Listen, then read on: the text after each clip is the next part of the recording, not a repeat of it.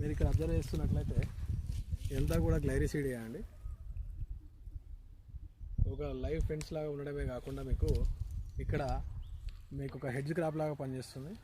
అదేవిధంగా దీనివల్ల ఉపయోగాలు ఏంటంటే ఈ ఆకుని మళ్ళీ మీరు పచ్చిరొట్టగా ఎరువుగా వాడుకోవచ్చు. భూమిలో నత్రజని శాతాన్ని పెంపొందించుకోవడం కోసం కూడా ఇది మీకు ఎంతగానో ఉపయోగపడుతుంది. చూసారు కదా, చుట్టూ కందకాలు వేయడం జరిగింది, కింది కందకాలు కూడా వేయడం జరిగింది. అంటే నీటి ఎద్దడిని కూడా పట్టుకునే విధంగా దీన్ని మనం చూసుకోవడం జరుగుతుంది. చూడండి ఆకు ఎంత లేతగా ఉందో, ఎంత ఎత్తుగా ఉందో. అంటే మీకు వచ్చే పంటకి ఆశించేటటువంటి చీడపీడలు తగ్గించడంతో పాటుగా మీకు ఒక లైఫ్ ఫెన్స్ లాగా ఉంది. అంటే ముఖ్యంగా 3 రకాల ఉపయోగాలండి. ఒకటేమో నత్రజని స్థాపనకు అవసరమైన పచ్చి రొట్టెని అందిస్తుంది. అదేవిధంగా వివిధ రకాల